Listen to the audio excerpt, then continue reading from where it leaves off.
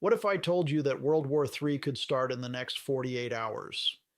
Last night, Israeli Prime Minister Netanyahu and President Trump issued a joint statement that sent shockwaves through every major capital on Earth. The message was simple, direct, and terrifying. Iran has 48 hours to comply with international demands or face consequences that will fundamentally alter the balance of power in the Middle East.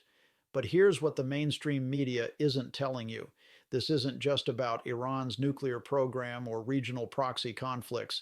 It's about the largest military operation in Middle Eastern history, planned in secret for 6 months, involving weapon systems that have never been used in combat. And the countdown to implementation has already begun. You think you understand the Iran-Israel conflict? Think again, because what's happening right now isn't just another round of regional tensions. It's the moment when two nuclear-armed powers decided that diplomatic solutions had failed, and only overwhelming force could prevent Iran from achieving capabilities that would threaten the existence of entire nations. The second airstrike isn't coming. It's already been authorized. And what happens in the next 48 hours will determine whether we're witnessing targeted military action or the opening shots of a conflict that could engulf the entire region in flames. Let me show you how we got to this moment and why the next 2 days could change everything. To understand why we're 48 hours from potential regional war, you need to know what really happened during the first airstrike 3 weeks ago. On December 18, 2025, Israeli F-35 stealth fighters, supported by American satellite intelligence and refueling aircraft, conducted what officials called precision strikes against Iranian nuclear infrastructure. The operation targeted 7 facilities across Iran, including uranium enrichment plants, weapons research laboratories, and command centers. But the real target wasn't nuclear facilities.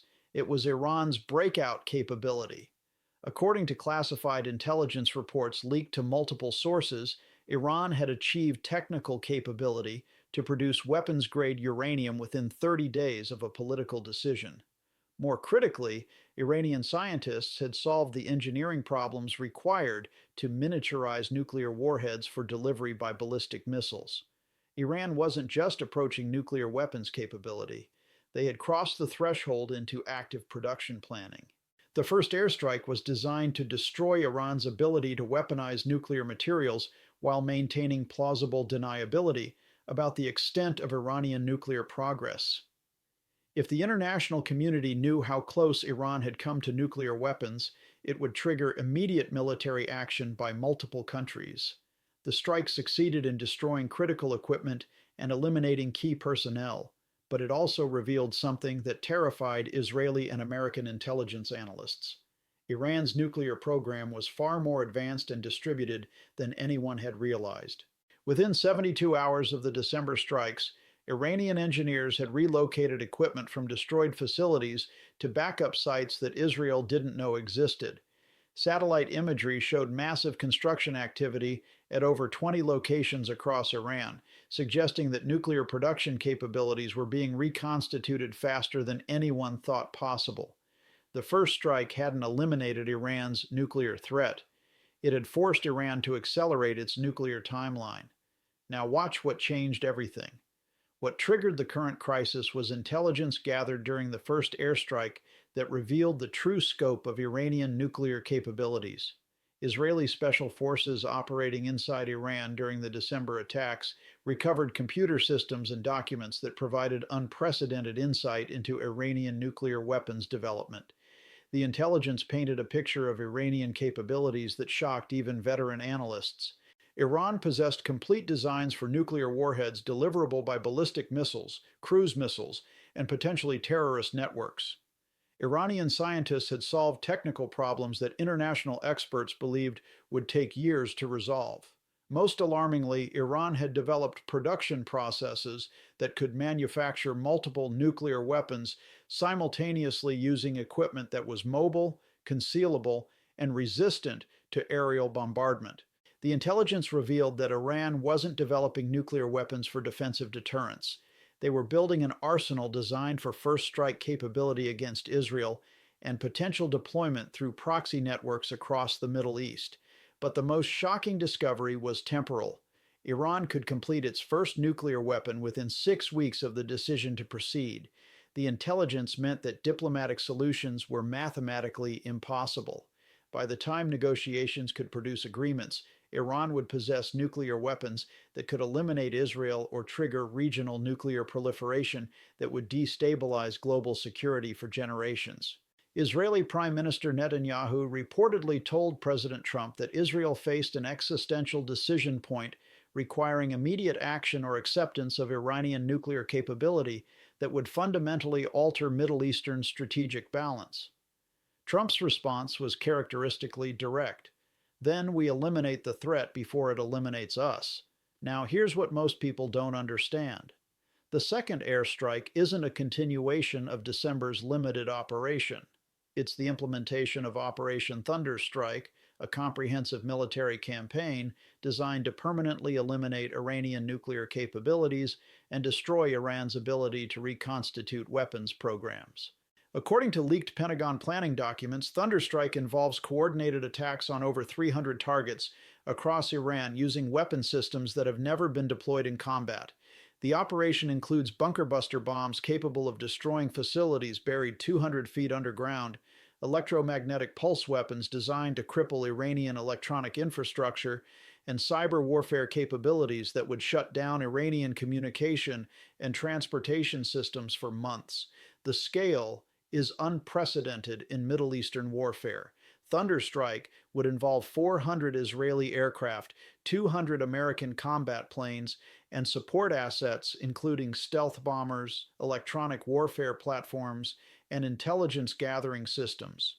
The operation would target not just nuclear facilities, but Iranian military capabilities, including missile production sites, naval bases, air defense systems, and command centers. But the most devastating aspect involves weapons that cross traditional red lines. Intelligence sources report that Thunderstrike includes authorization for tactical nuclear weapons if conventional bombing proves insufficient to destroy hardened Iranian facilities. The nuclear option, euphemistically called deep strike capability, would use low-yield nuclear weapons to ensure destruction of Iranian facilities that conventional weapons cannot penetrate. The operation would also target Iranian leadership, including military commanders, nuclear scientists, and potentially government officials deemed essential to weapons programs.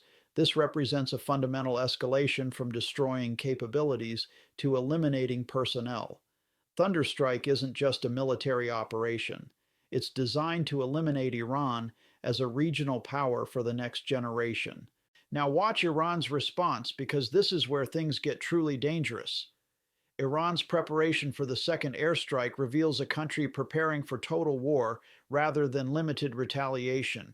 Intelligence reports indicate that Iran has dispersed military assets across the region, activated sleeper cells in multiple countries, and coordinated with proxy forces for simultaneous retaliation against Israeli, American, and allied targets. Iranian Revolutionary Guard forces have been positioned throughout Lebanon, Syria, Iraq, and Yemen, with instructions to begin attacks immediately upon confirmation of Israeli strikes. But Iran's response goes far beyond regional proxy warfare. Iranian naval forces have positioned anti-ship missiles throughout the Persian Gulf, capable of shutting down oil transportation that supplies 40% of global energy markets. Iranian cyber warfare units have prepared attacks on critical infrastructure in Israel, America, and European countries that support Israeli operations. Most significantly, Iran has threatened to withdraw from the Nuclear Non-Proliferation Treaty and begin open nuclear weapons development if attacked again.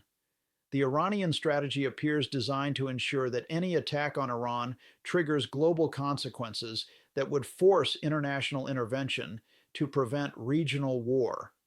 Iranian Supreme Leader Ali Khamenei reportedly told military commanders that Iran would turn the region into flames rather than accept Israeli military dominance. The statement included explicit threats to attack oil infrastructure, close the Strait of Hormuz, and target civilian populations in countries that support Israeli operations. Iran's preparation suggests they believe survival requires escalation to global crisis rather than absorption of Israeli attacks. Now let's talk about the regional powder keg because this is where a bilateral conflict becomes a regional catastrophe. The Iran-Israel confrontation is occurring against a backdrop of regional tensions that could explode into continent-spanning warfare. Saudi Arabia, despite recent normalization discussions with Israel, faces internal pressure to support Iranian resistance against Israeli attacks. The Saudi government cannot be seen as complicit in operations that could strengthen Israeli dominance while weakening Sunni Arab influence in regional affairs.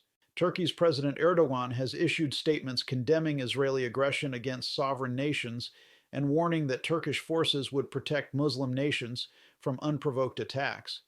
Turkey possesses NATO's second largest military and could provide Iran with defensive capabilities that would complicate Israeli operations.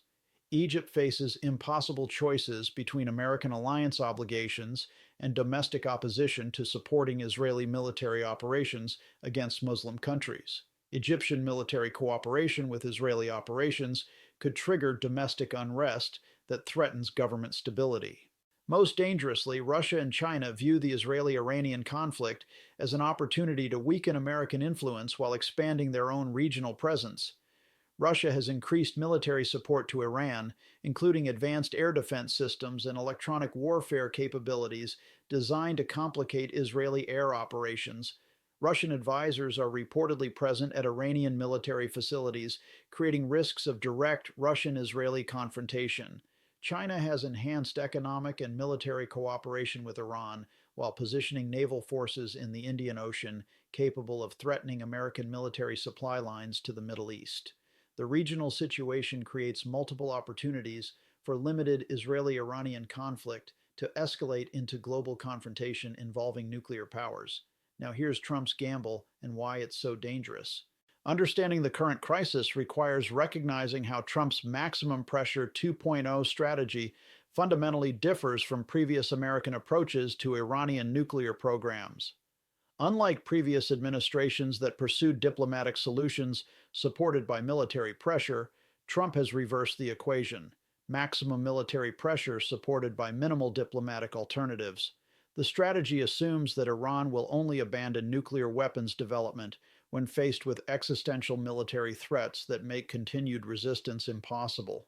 Trump's approach reflects lessons learned from North Korea, where diplomatic engagement allowed continued nuclear development while sanctions and pressure proved insufficient to prevent nuclear weapons acquisition.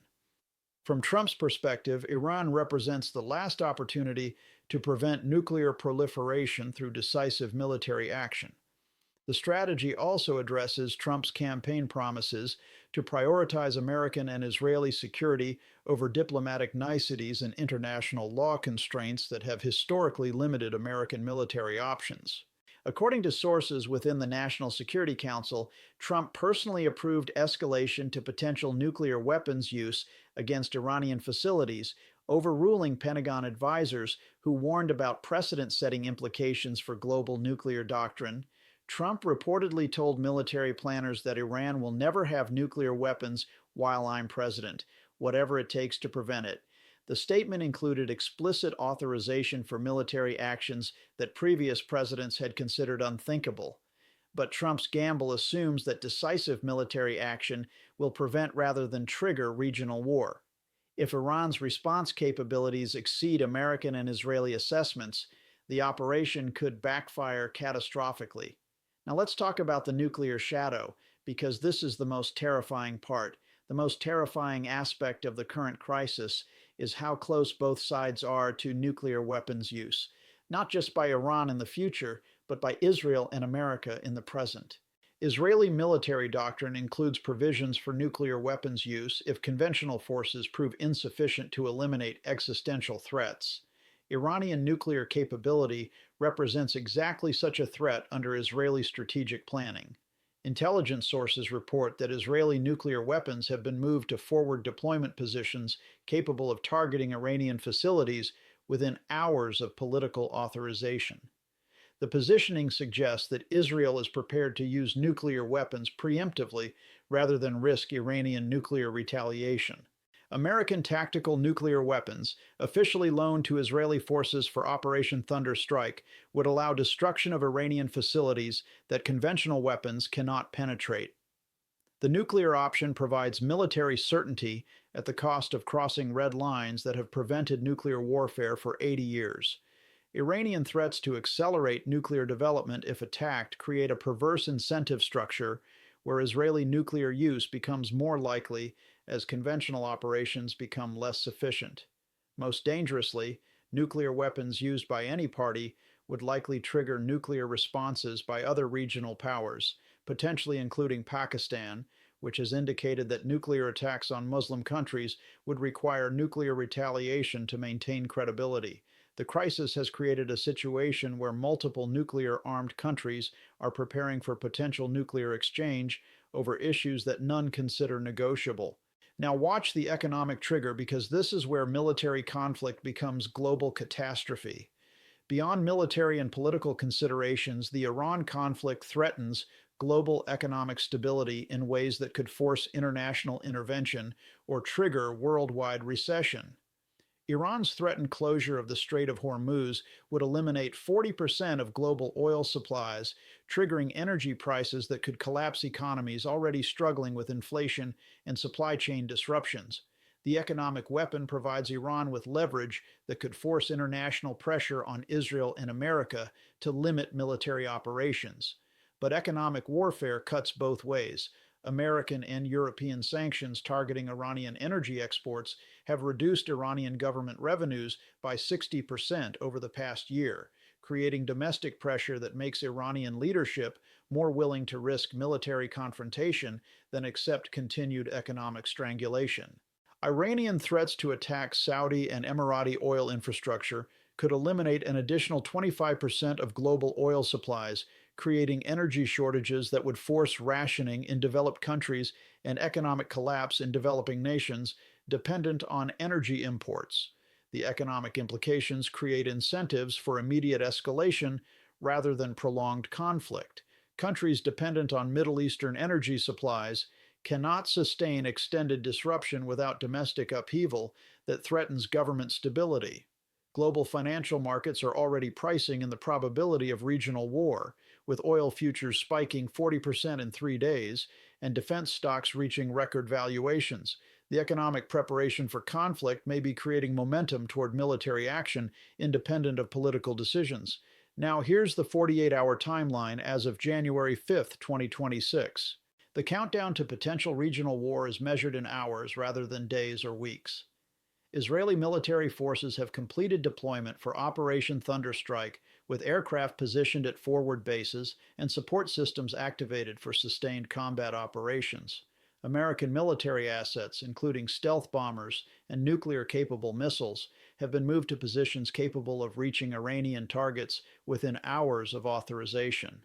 Iranian forces have similarly completed preparation for regional retaliation, with proxy forces positioned throughout the Middle East and military systems activated for immediate response to Israeli attacks.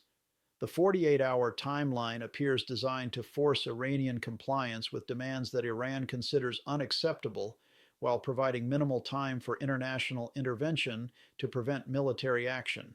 Intelligence sources report that both Israeli and American leaders believe that diplomatic alternatives have been exhausted and that military action represents the only remaining option for preventing Iranian nuclear weapons development. Iranian leaders appear to have reached similar conclusions about military resistance being the only option for preventing total strategic defeat. The mutual conviction that alternatives have been eliminated creates momentum toward military confrontation that may be unstoppable regardless of last-minute diplomatic initiatives. Now let me show you what regional war actually means.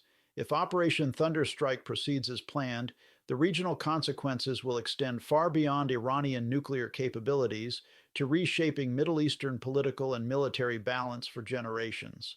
Iranian retaliation would likely target Israeli population centers, American military bases, and oil infrastructure throughout the Persian Gulf.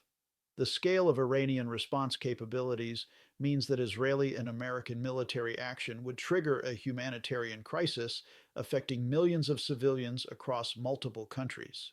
Regional allies would face immediate pressure to choose sides in a conflict that could determine their security relationships for decades.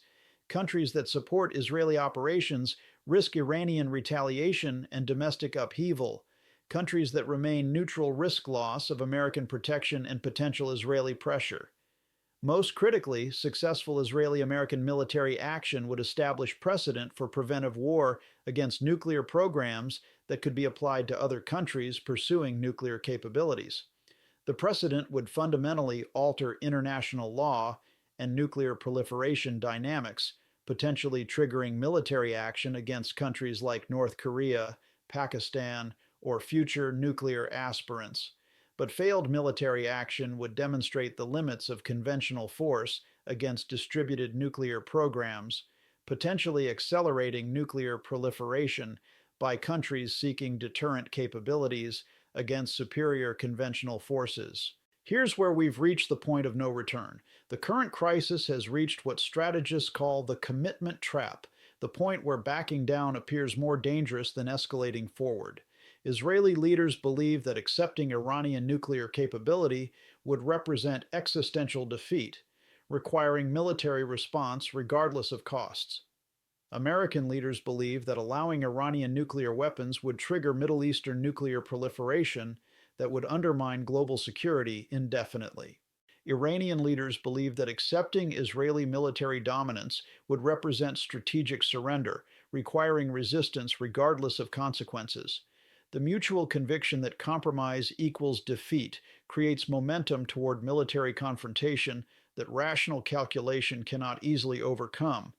International efforts to provide face-saving alternatives for all parties have failed because the fundamental issues, Iranian nuclear capability and Israeli security requirements, appear mutually incompatible. The 48-hour countdown reflects recognition that extended crisis increases rather than decreases the probability of miscalculation, accident, or uncontrolled escalation. Based on current military deployments, political statements, and intelligence assessments, the next 48 hours will likely determine whether the Middle East slides into regional war or finds some way to step back from comprehensive military confrontation.